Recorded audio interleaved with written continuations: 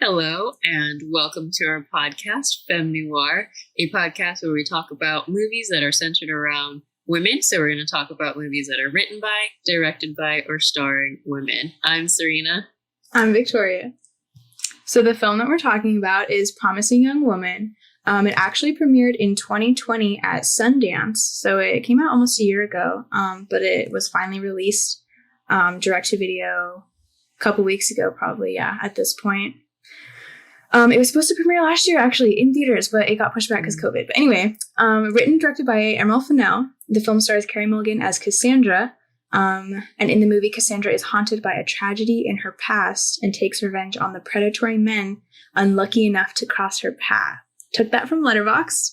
Gotta give it a shout out. So we're going to start by talking about the way that the film was marketed and like our first impressions of the movie, then move on to like fuller analysis.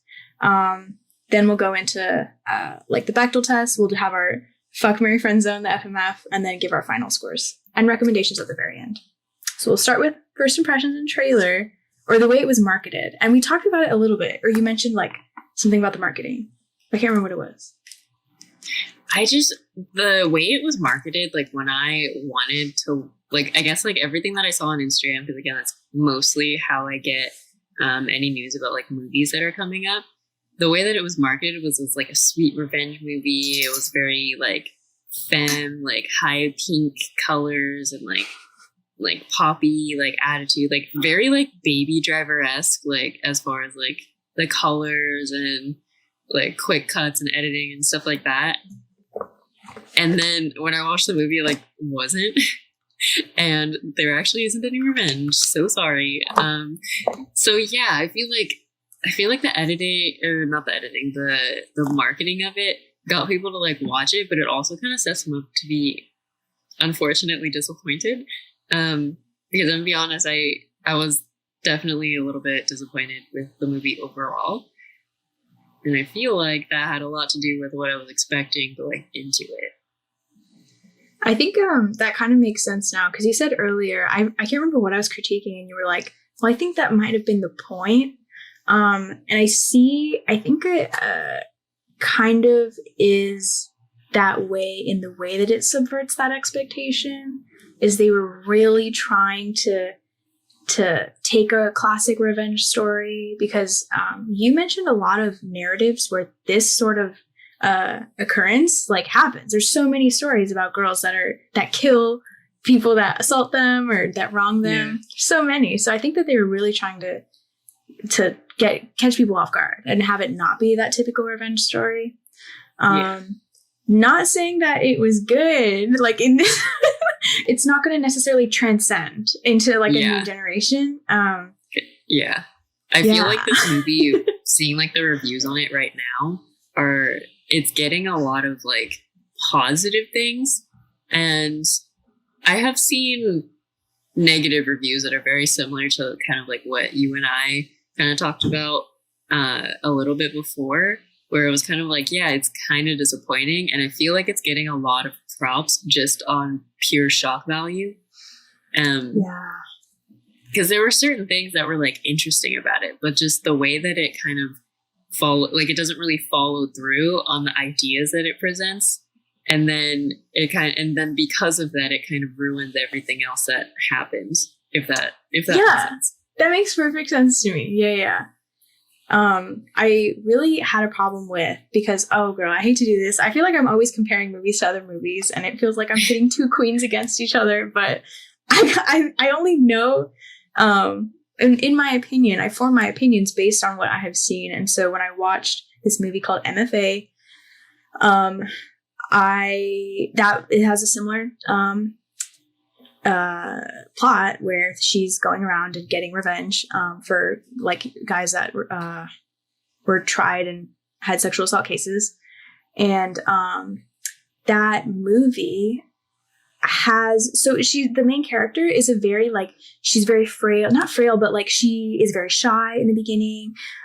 She's the opposite of what you would expect a killer to look like. She's very innocent looking, and she does end up and taking down like really heavy set, like really big burly guys. She takes them down and kills them, and it's a fantasy.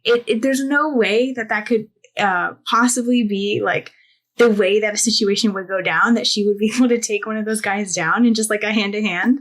But the way that the film works, you get lost in it. So it's such like a visual medium that when the visuals don't cater to the ideas being presented, you can just the effect is just dissolved completely. And that movie, I think, did a really good job because there's sequences that are very dreamlike.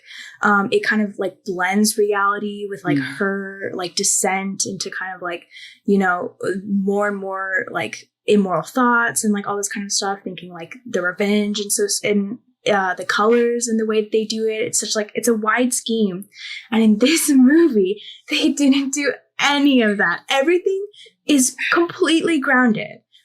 Life in this movie looks the way that life looks as we see it, except for the fact that this Carey Mulligan's character, Cassandra, is the same. She's very like innocent looking. She's not packing no muscle, but she intimidates guys. And that's a fantasy that it's like, you have to back it up. You have to back it up with the visuals. You have to back it up with other things. And on paper, it could work. Like, all movies are just fantasy. So it could work, but it didn't to me. I saw it the way I saw real life. And it took me out of that experience when I, you know, put all these pieces together and realized there's no way. Like, it was too, like, it didn't really ground, like, it was too grounded. That's the thing. It was too close to reality for the fantasy that it presented. Like, it should have had, like, another level, because the other thing watching it, I was like, only she would get away with that. Like, only this, like, pretty white girl would get away with that. Like, if I tried something like that, I'd be arrested or probably killed on sight. Like, there's no way. So God. I was like, you've got to be joking. Like, I was like, she's really just going to sit there and stare at people and they're just going to react like, oh, I'm so intimidated. I was like, that would never happen. That would never happen. Never. Like, no way. And it's like, I was like, that guy just like was like, oh, she's taking out my taillight. She's got a tire iron. Like, no, that dude would have gotten out of his car and would have lunged at me and probably would start beating me with a tire iron that I started attacking him with. Like, are you kidding me? No. That's just what's unfortunate because we watch so many movies like Lord of the Rings or like stuff that's obviously fantasy, but we're like, we are so enthralled by it, by the visuals, by the music, by all these other things working for it, that we are lost in that reality. Nothing got me lost here. I was jumping in and out of this movie like too quickly. Like, they did nothing to keep you in the world of the movie because it was a fantasy. It got kind of boring. Like, in the middle of the movie, like when she's like with Bo Burnham's character Ryan and they're like just having a nice time, I literally zoned out. I was like, okay. And then I was like, oh, that's right. And that I literally actually checked what time of the movie it was at. I was like, what time? How much time do I have left? And then I was like, dang, I still have half a movie to go through. Mm-hmm. And then it took another like 5-10 minutes for it to get back like to something interesting to happen. And I was like, oh, that's not a good sign. Like, if I'm stopping the movie to check to see how much time I have left, that's not a good sign. Mm-hmm. I was bored, to be honest. Mm-hmm. And then back to what you were saying about like the whole reality of it. Like, I've seen other movies and like television shows. There's a television show called Sweet Vicious that's got a similar thing where this girl goes on like a vigilante mission to take down like the guys in this like frat house that have these like hazing things where they like pretty much just keep getting away with like assaulting and like raping girls in like sororities and like on campus and stuff. And like, yeah, she ends up like fighting them and taking them down, and she's super scary. But the reason she's scary is because she was like trained, because her dad was like super military or something, like from a young age, to like learn how to fight and beat people that are like bigger and more physical than she is. And so it was like they backed it up with some actual like some reason for it to make sense why she was able to do that. And in this movie, I was like, why is she just like putting herself in this situation? Like, those are so dangerous, like so dangerous, that she's doing literally everything every woman gets told not to do from the beginning of their birth. Like, don't go to bars, don't get wasted. Like, even though she's pretending, like, why on earth would you get into a cab with a man? Like, she doesn't have a cell phone on her. She doesn't have like any type of protection. Like she doesn't even carry around pepper spray. Like what the heck? Are you kidding me? Like not a pepper spray. She doesn't have like a knife in her pocket or like nunchucks or something, like a taser. Girl, why are you just going to clubs and going home with men and not having anything to back you up? Like you're really just going in there like that? She doesn't even have any friends. She's got one friend, and it's Laverne Cox, who's in the movie for 5 seconds. Yeah. And I'm just like, why was she in this movie? Like, I was actually really excited to see her in this movie. Yeah. Because I love Laverne Cox. And then I was like, really? They gave her a freaking, like, white girl's best friend role? Yeah. Are you kidding me? Yeah. Oh, I was pissed. Yeah. Pissed. And that's what I mean. Like, if it had been done well, you wouldn't even be asking yourself those questions. You would be like, oh, well, it's a movie, you know, da-da-da. But because it was so realistic, it was like the camera work was very stagnant. There were a lot of like stagnant shots. There were a lot of like the places that they visited, the house, and like there were a lot of like nature scenes and that kind of stuff. There was nothing that perverted any realistic view. It was very realistic. It was too realistic for the fantasy to be happening simultaneously, because we know that world that they presented to us as our own reality. So when we see her living out this vigilante fantasy, we're like, there's no way that can happen. And I feel like that's a failure when the movie, when you end up asking yourself those questions during or after the movie. I feel like that's like you shouldn't have to answer. You shouldn't have to ask their questions. And if you do ask those questions, there should be a character in the movie that addresses what the audience is obviously thinking. And there wasn't any of that. And so it failed a little bit there, because I was just sitting there like watching, and I kept asking all of these questions and didn't get any answers. There's no answers. I'm still a little like, what the heck? Like, I want to know what happened to Nina. Like, why is she dead? Like, did he kill her? Because I'm confused a little bit all about that. And then like Nina, I didn't think that she was a literal character. Like, I don't know what to think about Nina. Like, I was like, I feel really bad for Nina, and like, I'm so sorry she had to go through that. Like, I would be pissed too if that was my friend. But then at the same time, I wish we'd gotten to know her a little bit better. Like, even like, you don't necessarily have to have Nina in the scene, but the way that maybe she interacted with other people around Nina, like they all were just like, oh, you were Nina's friend, or like, oh yeah, like there's the one scene where her dad's like, she goes and she says like, he tells her like, yeah, you know, we love Nina, and like Nina was like a daughter to us, but we really miss her, and we really miss you too. And it was like, I'm gonna be honest, like even after he said that, I was just like, I know nothing about this main character, like your daughter. I know nothing about her, and I didn't think that it was really hard to root for her, because she kept doing a bunch of stuff that you're just like, why are you doing that? Like, you shouldn't be doing that. Like, you should be working on this in like a different way, kind of a thing, because of this reality that's created in this film, where we're supposed to expect, like, you watch it and you just automatically kind of feel like, okay, there's nothing that's supposed to take me out of what I would expect in real life, so I have to assume it's real life. Exactly, and then like there's no redeeming qualities about her either. Like, the only thing you're supposed to connect with her is by either like a sympathy or an empathy for the fact that she went through this traumatic experience. And that's the only reason that you go through the movie rooting for her at all. I just thought it was ironic, because there's literally a scene, I think in the beginning, I can't remember, when she's like, you know, like doing her thing, whatever, intimidating men, whatever. That part's not even explained. We don't even know if she ends up killing them, whatever. Anyway, there's a scene where she's like at his apartment, and she says something like, oh, you care about me? What's my, you know, like, how long have I lived in this city? What's my favorite color? What's this? Asking him all these questions. And then when he can't answer them, it's like, oh, so he actually doesn't care. Those same questions, we don't know any of those things about Nina either. So we don't know any of those. Like, why would, like, okay, so we, you know, like, they're not giving us that information, so I guess they don't really care about Nina either.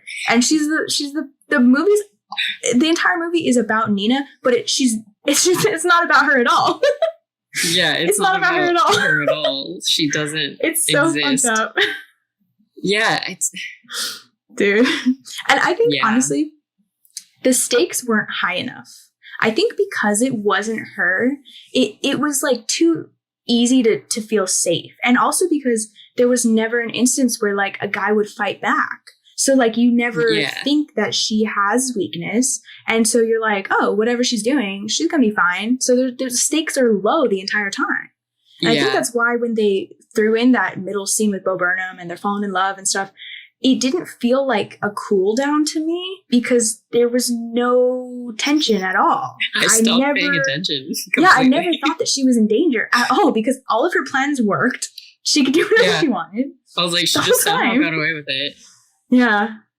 And like, I guess they were trying, because I did read an interview with the director, and she was saying like, basically this whole idea of the nice guy. And I did really appreciate this twist, because I haven't seen a story where they just make a guy that's supposed to be a nice guy.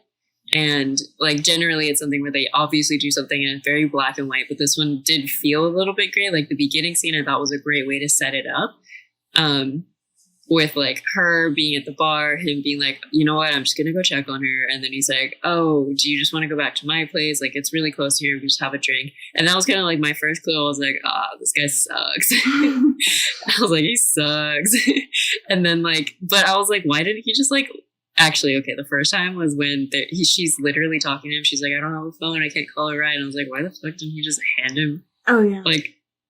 her his phone? Yeah. To like call me over. Yeah. You kidding me? Yeah. That was so stupid. And I was like, this is the dumbest thing. It pissed me off so much. But yeah, like I was like, oh, okay, well at least maybe like he seems like a nice guy, and then it's like, oh, he's not a nice guy, and then he goes and does the very thing. And I was like, that part I relate with, because almost every time I've had a dude that's assaulted me, it's always been with the dude that's like, oh, but I'm not like those kind of guys. Or like, oh, those guys suck, blah, blah, blah. And it's like, okay, sure, whatever. Like, yeah, no, guess what? The guy that assaulted me wasn't the dude that was screaming at me in the parking lot. It wasn't the guy that followed me to the bathroom to wait for me to come out, to ask me out on a date. Like, no, it was the dude who I thought was going to be my friend. And then they were like, oh, actually, I totally just expected something from you because you were nice to me. I don't know if you felt the same, but I was sus about Bo Burnham's character Ryan the whole time because of that. Yeah, I was like, no. And like immediately when he walked in and he was like, you can spit in my coffee if you want to. Like there was just certain language where I was like, I don't like him. Immediately I was like, I don't like him. Yeah. I would not continue hanging around this guy like at all. Because he asked her out like immediately. He goes like, oh, and then she spits in his coffee and then he asked her out. And I was like, that's ridiculous. I wouldn't go out with that guy. Like I have so many instances. Like I do like online dating, right? Like I'm on Bumble or whatever. Yeah. And so I'll like be on Bumble and some dude will be like, oh, so what are your hobbies? And I'll be like, oh, I like to roller skate or something. And he'll be like, that's hot. And I'm like, ew, I hate that. Okay. That's nice. Like, yeah, that's 100% why I do it, is to be attractive for you. Yeah, it's so funny because you froze. I can still hear you, but your face that it froze on is so funny. When you see it, you'll be like, oh my God, it was perfect. You were like, it was really good. I'm talking about guys. That's Serena-ism. Yeah, oh my God, it's perfect. That should be your new profile picture.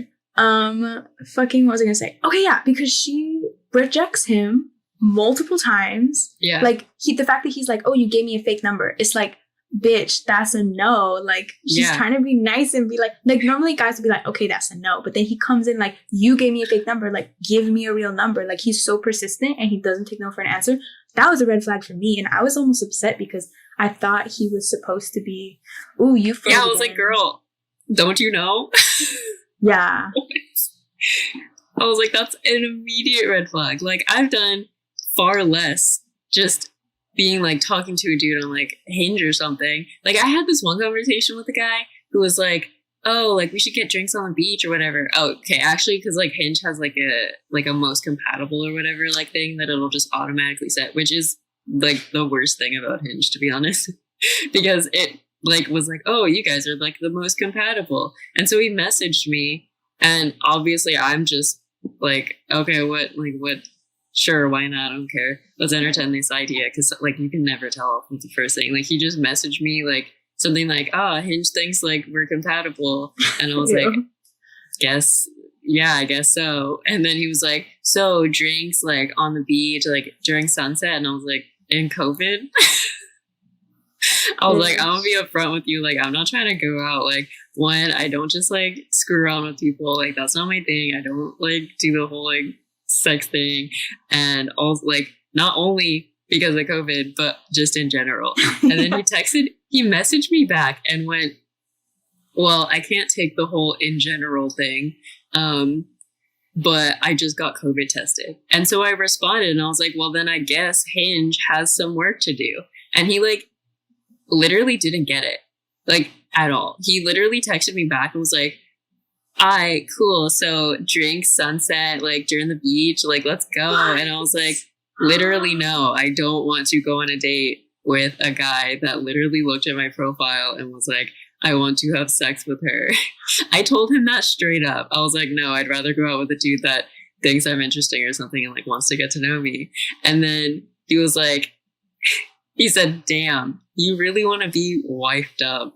And then I went off and I was like, "You've got to be joking." So I sent him back this long message and I was like, first of all, you didn't even deny what I just accused you of, which is ridiculous. And second of all, being married has nothing to do with having basic respect for a woman at all. And I was like, you know what, dude?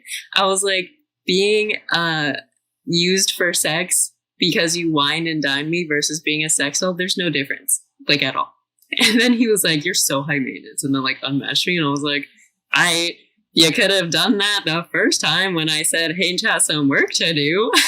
I can't believe you even like message those guys. Like I would just not talk to them. I do get a little bit of like a serotonin boost to be able to just kind of like scream into an endless void because I know there's nothing there. Wow. Yeah. That's crazy. I'm just like, come on, man. Like, you've got to be kidding. But it's like, those dudes exist. They get no hints. Okay, that's low-key scary too, because like, what if you just fucking saw him? Like, you're just out and then you saw him. Like, I wouldn't remember what the heck he looks like. Like, what if you remembered you, is what I'm saying? You'd be like, I remember by myself. That's the thing.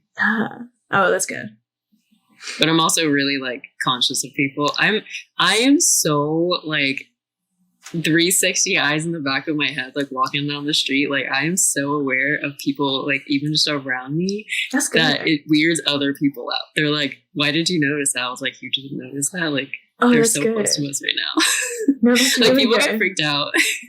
But that's just like, I just have that like ingrained in me because I just deal with so many of these dudes on a daily basis. So I thought that it was going to be a movie where it was going to be like a bunch of these types of situations. And then she was going to be like, "Yo, I'm going to prove you, like, you're going to have to look into this mirror."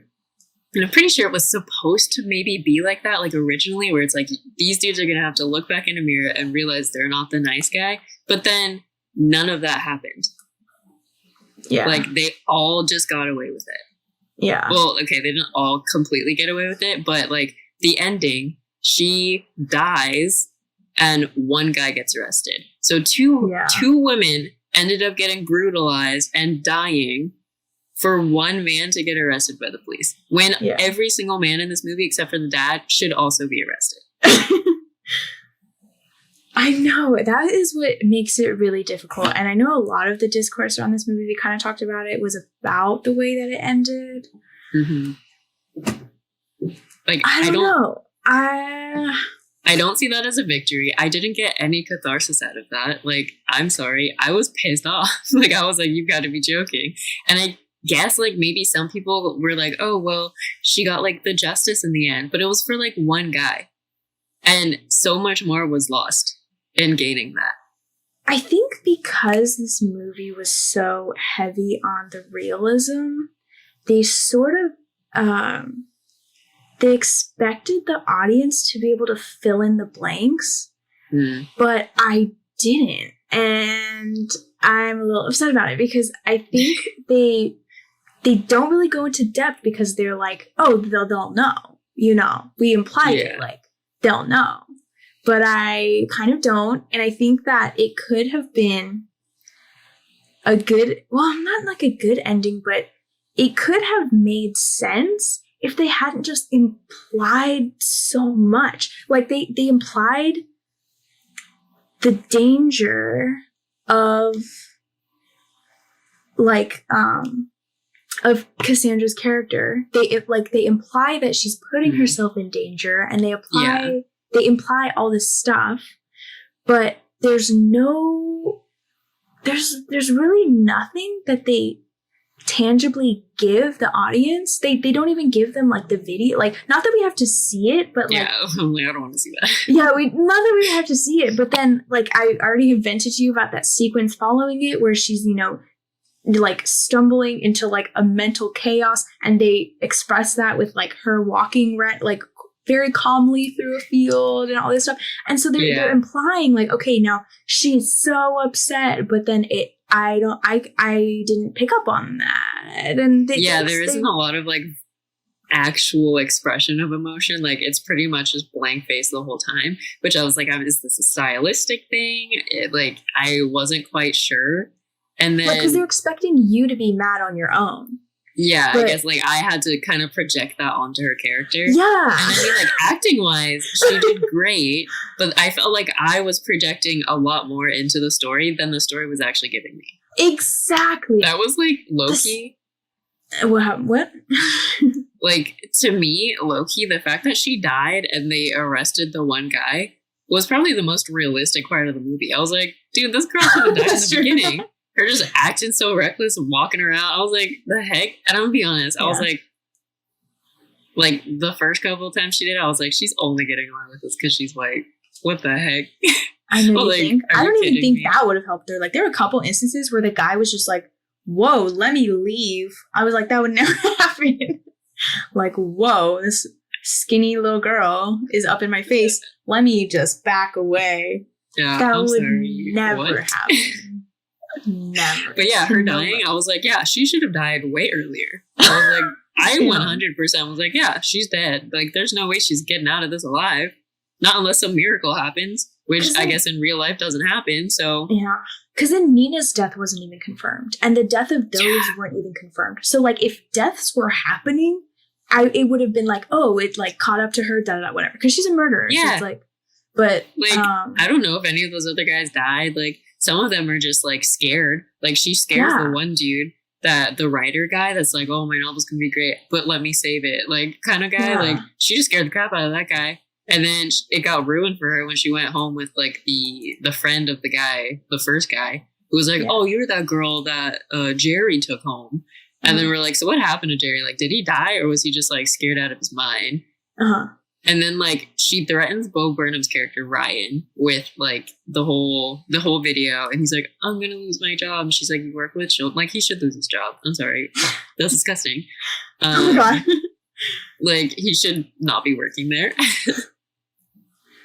And then, like, yeah, like, it was just like, are these guys actually dying? And the only thing that confirms that, like, Nina's dead and not just, like, I don't know, comatose in the hospital. Like, is she, like, being, like, paralyzed? Like, I was like, what happened to Nina? And then the only confirmation you get of that is at the end when she says to the guy, like, after handcuffing him to the bed, he's like, what's your name?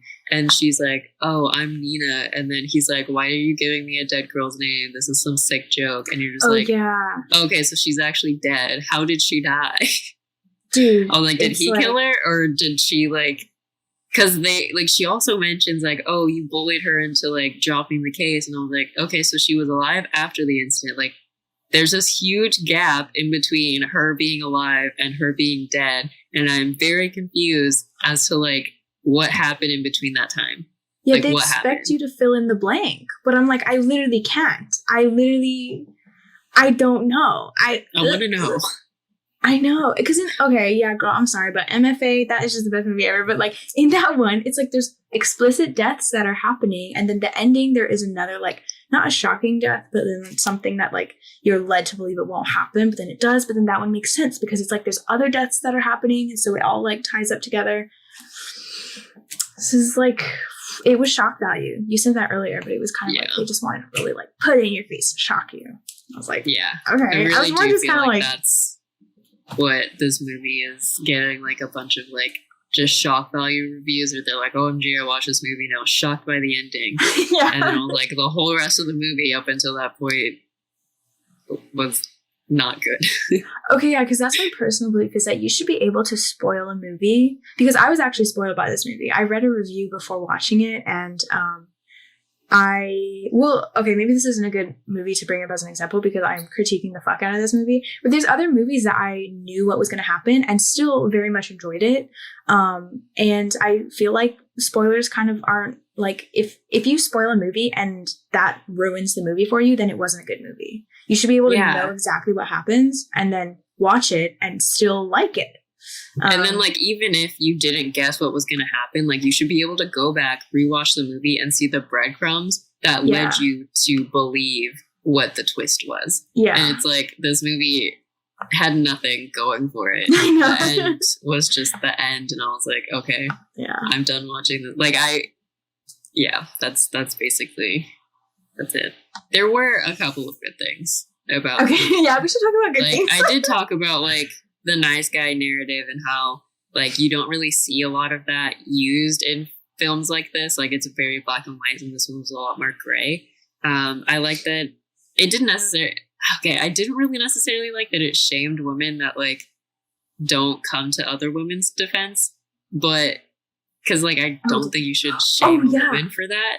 And I was like, I feel bad that like, it very much shames them when it's like every woman has like their own reasons for not doing stuff, and it could be like anything. And I know and they kind of made that seem like really black and white, which I didn't like, but I like that they did bring up the fact that like you can be mad at other women for not coming to your defense, if that makes sense. Because like I've experienced that where I'm just like, dang, like, like this happened to me and they were there and they literally did nothing about it. Like, wow, I'm so pissed, kind of a thing. And it's like, but I also understand as like a woman, you don't want to be the one that's going to be in danger. Like, there's a lot of different perspectives there that a lot of people talk about.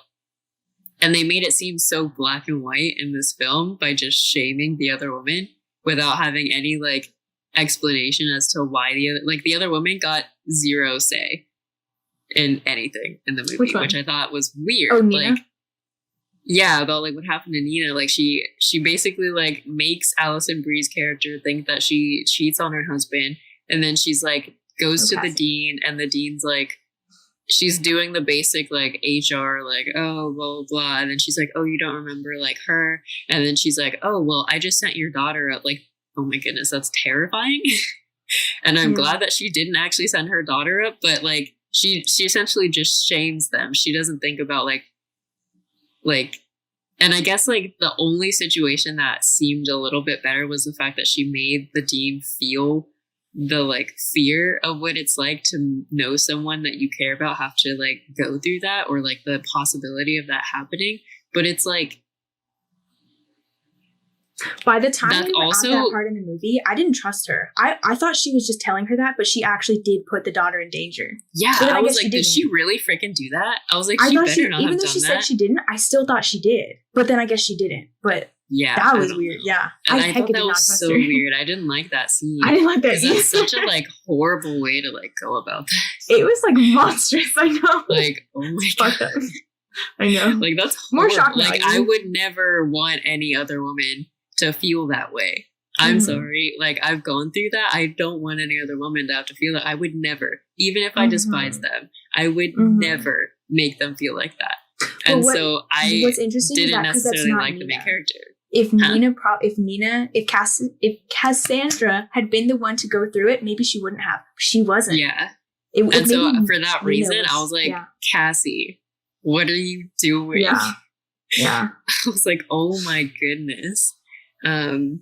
So yeah, there was that, but yeah, and like, I don't know, there was like one scene, and it wasn't even like a whole scene. There was one bit of dialogue that I actually thought was great, because I was like, thank God they finally brought it up. And it was at the end of the film, which bothered me a little bit, because I was like, this should have been said way earlier in the movie, and they should have maybe stuck with that like idea like through the whole thing and made this like a, I don't know, I feel like the tension around this idea wasn't really built up to be anything. Like, the worst that happened was the guy got arrested. But when she's talking to the guy after she handcuffs him to the bed and she's about to like draw on his stomach, or not draw on his stomach, she's about to like cut him open, like scar him with Nina's name. He says, "That's every guy's nightmare, being accused for stuff like that." And then she goes, "What do you think every woman's nightmare is?" And I was like, that should have been the first thing that happened. And from that point on, every other dude she interacted with should have gotten a much more dire circumstance so that we actually believe that at the end something's going to happen. Like, yeah. Bruh. And it sucks because they marketed it as a revenge movie, and there's no revenge. So you go into this movie thinking there's going to be some, and there's nothing, and it's frustrating AF. Yeah. Like he goes to jail for a completely different thing. Yeah. I was like, dude, the only thing this movie did was just trigger me. Yeah. Goodness. I was like, no, you that's gotta true. be joking. And honestly, now that I'm thinking about it, it's almost a weird ending because she writes in her note, she's like, if anything happens to me, like, da-da-da. But then he wouldn't have gotten arrested if she hadn't died. So now I'm thinking she went in purposely to die so that he was arrested. But then why would she put, like, scheduled texts? Happens to me, I don't know, whatever. Yeah, like, it didn't make sense how that happened. Like, you're like, oh, they're getting arrested. And you're like, maybe they found her phone or something. Or, like, they were able to identify the body and the ashes. Or, like, because of the necklace. Like, I thought maybe they were going to find out because of the necklace that doesn't burn. I was like, why did he toss that in there? It's not going to burn. And then, like, the Laverne Cox has the other side of the necklace. So I thought maybe that's how they were going to find out. But no. They find out because of the guy that she sent a package to that was like, this might not work out well. And I was like, girl, did you know you were going to die? Like, why did you have scheduled text messages to go at exactly that time? Like, that doesn't make any sense. It doesn't make sense. I don't know. Whatever. We That's went in being like, let's talk about positive things. And then it ended up being critiquing. Yeah, I'm sorry. I thought the orchestral toxic, that was fun. Oh, yeah. I thought listening to that was cool. Yeah. I would download that, listen to it, walk around, feel epic. That was cool. I guess we have to do FMF for this movie, which sucks because every man is the worst. I know. The absolute worst. Actually, yeah. You know what? Now I feel so shitty. I'm like, I don't even know if I want to do that. I don't even want to do FMF. Who agrees that we should all just make all of these men pay for their crimes? Reparations. They should be in jail. They should lose their jobs. They should get some kind of, like, we should get some kind of justice for what these men did. Okay, then instead of FMF, I'm trying to think of what else we can do. Let's come up with 3 guys that would have been better to have played Ryan instead of Bo Burnham. OMG. Okay, yeah, we didn't talk about Bo Burnham. I don't want to talk about We can if you want.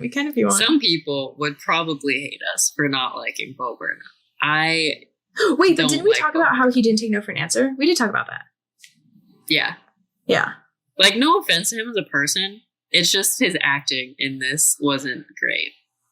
Like, I don't know much about Bo Burnham as a person. I have never cared to look up that much about Bo Burnham. All I know is that he did some stand-up specials where he did, like, music and stuff, and, like, a lot of people think they're funny. That's cool. I've seen, like, screen captions where he has some pretty funny quotes, like, on Pinterest and, like, Instagram and stuff. And that's pretty much all I know about Bo Burnham, other than the fact that I hated 8th grade. Like, I loved the worst movie ever. So when he was in this, I was like, oh, I've never seen him act before. And then I was like, he looks like a person that's never acted in a movie. That looks about right. I think this is like his first major acting role. Like, you know, when like kids are like younger and they're trying to like do like athletics or something, and they're like trying to like copy mannerisms, but they can't quite do it right because they haven't figured out how to use their body. Like they're too long and they're like, oh, I didn't know my arm was gonna hit the wall, or like that's what his acting felt like in this movie to me. Damn, I'm sorry. I'm sorry. I'm you're so just sorry. too. No, here's the thing. Don't apologize for being good at dragging guys. Like you're just too good at it. Like that's my your drags are superpower. so specific. It's like it hurts more. Like that. It's just I can't help it. I just can't help it. It just comes out, and I don't know. Wow. But That's yeah, who are amazing. three people you would choose to play Ryan instead of him? Okay, I'm trying to think. 3 people that, because I was definitely thinking about that like throughout the movie. I was like, I could totally see so and so playing this person. Okay, let me think. You could have changed him and Max. I feel like he would have been better as that dude, like that Max played at the like bachelor party, and Max could have played Ryan instead. Like that would have been so much more believable to me because he looks like the kind, like Beau looks like the kind of guy that would just like be a dick at a bachelor party. You're right. Like you're so I would totally right. expect it. That's true. Chris Evans. Dude, yeah, Chris Evans could have played it. Like, Yeah, what the he's heck? old as. How old is he? Is he 30 something? He's like in his 30s. Okay, yeah, Chris Evans. He would have been cute. Chris Evans would have been cute. Just because, like, I feel like you're supposed to like Ryan, but I never liked him. You're From the supposed to beginning, I like was him I don't and like then him. feel betrayed. And I was like, Yeah. I never liked him in the first place. Yeah, and so I think, like, if he had been like Chris Evans. Yeah, like he doesn't have that like golden retriever like attitude kind Yeah. of thing. Like there's like a softness to him. Like he feels very like sharp edges, very like Dangerous. not. Yeah, like I didn't like how he felt like in the movie, and I don't think his like outfits really helped out. I guess this is my fashion bit, but like his outfits didn't really help make him seem like a normal like nice looking guy. Like because I know that was a thing. She mentioned. The director mentioned that all of the dudes, she wanted them to look really like clean cut, like how you would expect like a nice guy to look. And Beau Burnham just looked like he couldn't fit his clothes. Yeah, it looked like, awkward. Yeah, and so I guess for that reason, he just kind of felt like that dude that's like trying to pretend to be like a nice guy. So I just didn't trust him like the whole time.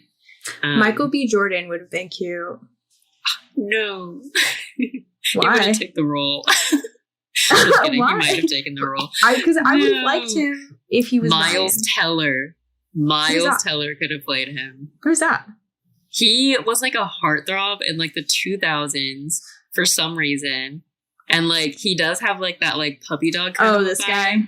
Yeah, he's got that puppy dog kind of a vibe, but he also totally seems like a villain. Like you would believe that he's a nice dude, and then you would also believe when he betrays you. Like full-heartedly. I feel like he could have played that. That's true. Yeah, you're right.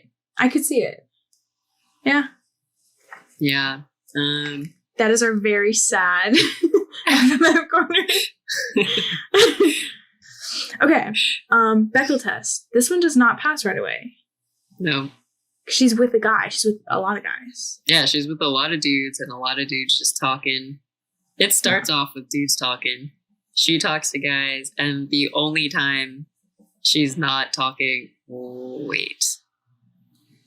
Yeah, the only time she's not talking about a man with another woman is when she's talking to Laverne Cox, the coffee shop owner, her only friend in the movie, about coffee and their job. Yeah. Every other scene, they're talking about a man. Yeah. Right? She talks to her mom, but... yeah, nothing really in depth there. And usually the dad is present as well.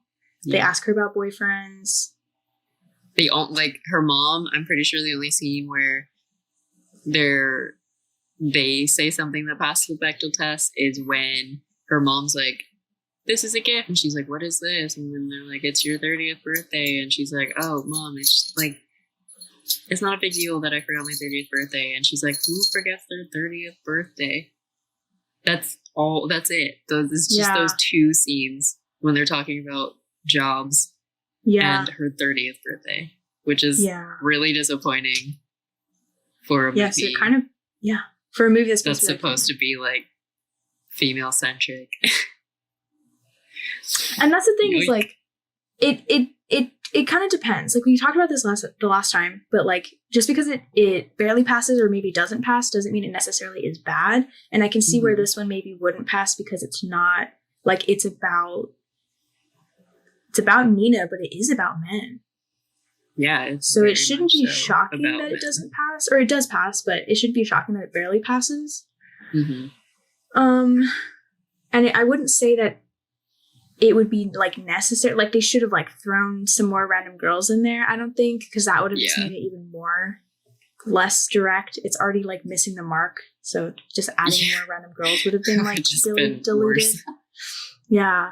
So I wouldn't say like this one barely passes, but I wouldn't say that it is barely respectful. I think that this one does take into account the female perspective and is conscientious of it. For sure. Yeah. Like you can definitely tell like right off the bat it has a female perspective because of the opening scene when it's like before the credits even come up, it's just an opening scene of men dancing in a bar being shot the exact same way that like objectified when they're and I was like, oh my goodness, that was funny. I like the song. You can tell this is a female director because only a female director would pick up on the fact that that women are always shot that way when they're dancing. It's always butt shots, weird pans, you barely see their face, all you see is like bouncing here and bouncing butts, and that's it. And I was like, that was genius. That was like great. Yeah, it was funny. Oh my goodness. And I like that they bring up a lot of interesting perspectives just circling around like women and dealing with this type of trauma and the fact that like, it's not a black and white thing. It is a very gray type of like way to experience anything. Like there's never any right way to handle any situation, especially like when you're in it. And so I did think that it brought up those kinds of ideas more so than I've seen in like other films that are like this. So yeah, like I did think that it was respectable in those ways. So then what would you rate it? I'm gonna be honest, I don't want to watch this movie again. Yeah, honestly, I wouldn't. Like I would only recommend this to people that I know probably are about as critical about movies as I am. Like I wouldn't recommend it to my family. My family would probably be like really bored.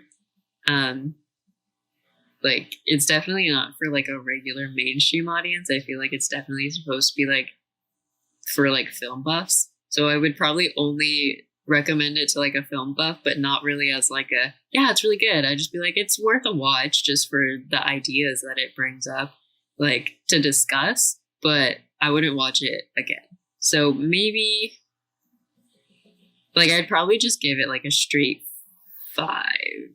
Wow, that's like your lowest, I think, so far. Yeah. That's lower than Wonder Woman. Wow, you heck it. Like a straight 5.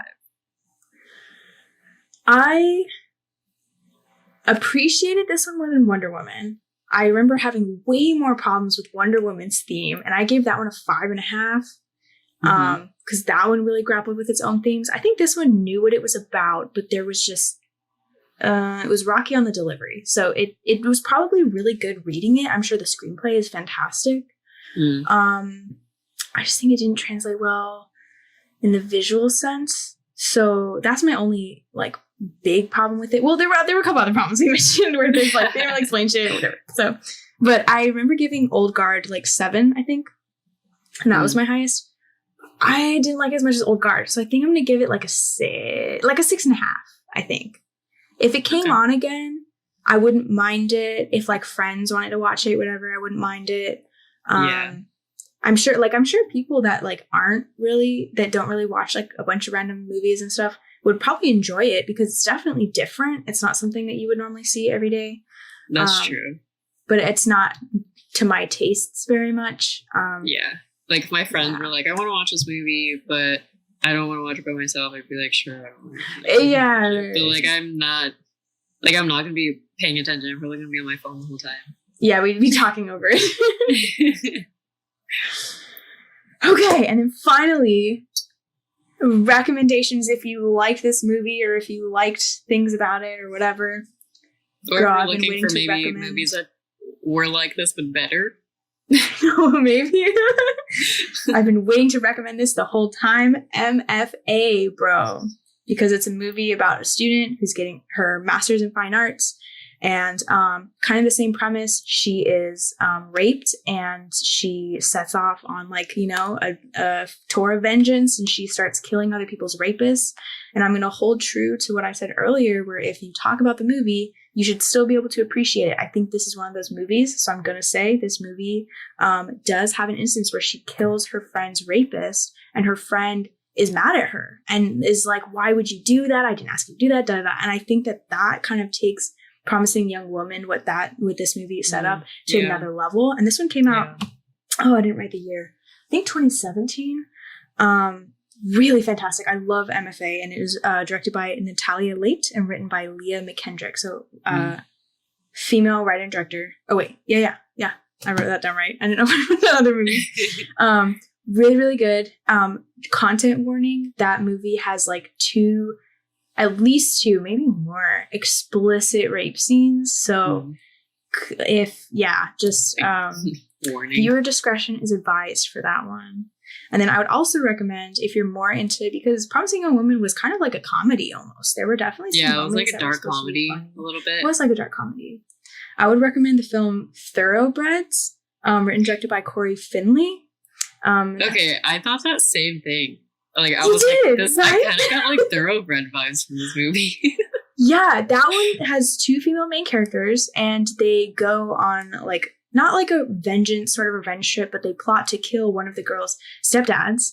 And it has like a total dark comedy vibe. Like the subject matter is intense, but it's just two teenage girls, and I loved I loved it. And so I think if you like Taylor-Joy, great. Anna Taylor-Joy in it. I'm obsessed with her in that one. I love her in that good. one. Yeah, it's so good. Yeah, so those are my recommendations. I had technically one movie and one television show. I brought up Sweet Vicious. It's a television show, and it only has one season. It got canceled after that because it obviously deals with a lot of this stuff. And for network television, it was on a network television station like MTV. So it got canceled after one season. But it is very much the same dark comedy type thing. It has the same vibes as in this girl, she experienced being raped by this frat guy, and then finds out that a bunch of the other frat guys are also doing the same thing to other girls, and none of them are able to really say anything or get any of their claims really taken seriously. So she goes and basically does a vigilante, tries to get evidence, and then basically makes all of these guys have to pay for what they did in a way where it's there's evidence against them. She basically leaves them in their room so that they can't leave, and then calls the police on them. So the police come in and they find all the evidence and stuff like that. She can fight, which makes sense because she fights from the very beginning. It does have a little bit of a quirky style because it's an MTV show. And then basically the plot is she and another girl accidentally kill a dude. So in addition to being a vigilante, she also has to try to figure out what the heck to do now that she's accidentally killed a guy, and no one's going to take them seriously in this town because they're both girls and they were probably asking for it. So they definitely weren't in self-defense mode. There were a bunch of air quotes in that. Oh yeah. For those of you that are listening. I always forget. Air quotes around just a bunch of little girls in a air quotes small town in a air quotes probably asking for it, which is why they air quotes don't get the air quotes self-defense. Oh, I probably put in too many air quotes, but you get what I'm doing there. And then the other movie, which is actually directed by Ridley Scott, but it's written by a woman, and it's very interesting because they had a hard time actually getting this movie to be made because it's very similar in the fact that it's about a woman. It's about two women actually that go on a road trip to get away from, life, and they get attacked by a dude in the parking lot of this bar, and they accidentally kill him. And because of the fact that they're both women. I think this movie's set it's set, I think, in the 50s, 60s. They're like housewives.